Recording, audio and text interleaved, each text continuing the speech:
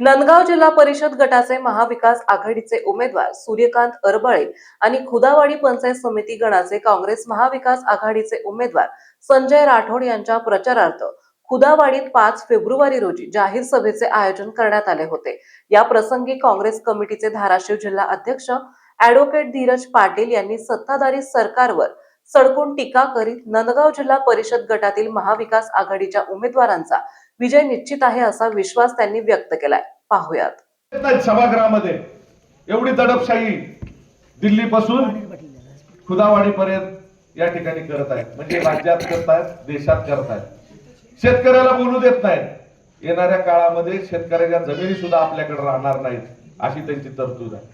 अदानी अंबानींना मोठं करण्याचं काम या ठिकाणी केलेलं आहे। कर्जमाफी देतो म्हणले होते, काय झालं त्याचं?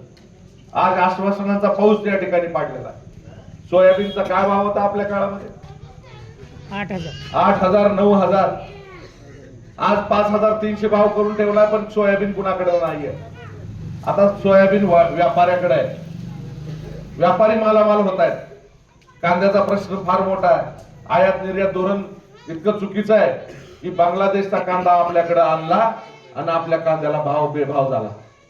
10-11 रुपयावर कांदा। आज कितीतरी मोठं नुकसान शेतकरी सहन करत आहे। 22 पासून विमा नाही, 21-22 पासूनचा विमा नियमित मिळालेला नाही। असे अनेक प्रश्न आपल्याकडे आहेत, परंतु याला वाचा फोडायला ही निवडणूक संधी आहे।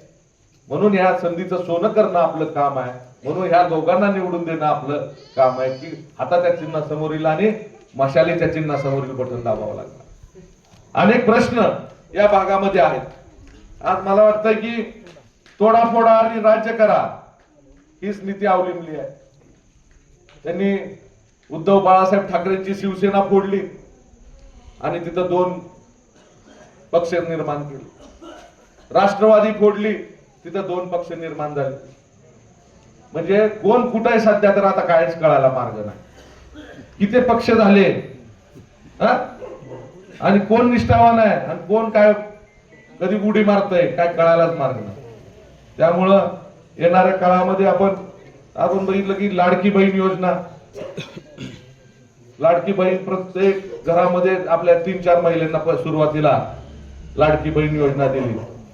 परत आता सासू सुनामध्ये भांडणं लागले। आता तुझी बंद कर, ती म्हणते माझी बंद कर। आता घरात एकालाच लाडकी बहीण आहे, ती पण वेळेवर मिळणार झाली। त्याच्यामुळं अनेक योजना बंद पडायच्या मार्गावर लागलेल्या आहेत। संजय गांधी निराधार योजना काँग्रेसनं चालू केलेली आहे।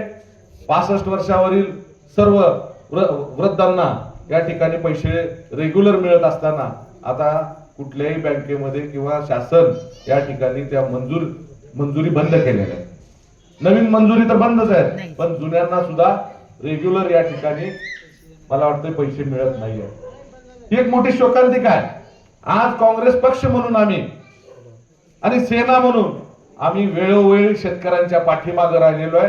सोयाबीनचा भाव असेल, कांद्याचा भाव असेल, ट्रॅक्टर रॅली काढून आम्ही जिल्ह्याला फार मोठी रॅली काढून त्या शासनाला जाग आणण्यासाठी तिथं जागरण गोंधळ सुद्धा या ठिकाणी घातलेला। वेळोवेळी एक विरोधी पक्ष नेता म्हणून राहुल गांधी या ठिकाणी दिल्लीमध्ये भांडतायत।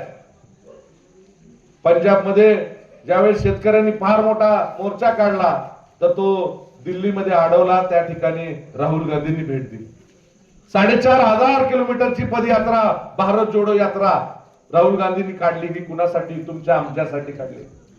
आज विरोधी पक्ष सुद्धा ठेवण्याचा त्यांचा म्हणजे या ठिकाणी विरोधी पक्ष सुद्धा नष्ट करण्याचा डाव किंवा या ठिकाणी काँग्रेस पक्ष संपवण्याचा डाव या ठिकाणी ही मंडळी करत आहे। यामुळे तुम्ही आम्ही म्हणून ग्रामीण भागामधला प्रत्येक गावामध्ये काँग्रेस पक्षाचा कार्यकर्ता आहे आणि नक्कीच या ठिकाणी काँग्रेसचे विचार असतील, महाविकास आघाडीचे विचार असतील, हे येणाऱ्या काळामध्ये हे जे काही आमचे नवीन उमेदवार आहेत ते पोहोचवतील, चांगलं काम करतील।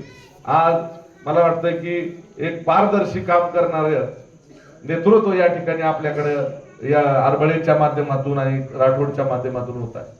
नक्कीच मागच्या वेळेस राठोड 110 मतांनी या ठिकाणी अपक्ष असताना पडले। आता तर पक्षाचं चिन्ह आहे, आपण सर्वजण त्यांच्या पाठीमागे राहावं असं आवाहन या ठिकाणी मी करतो।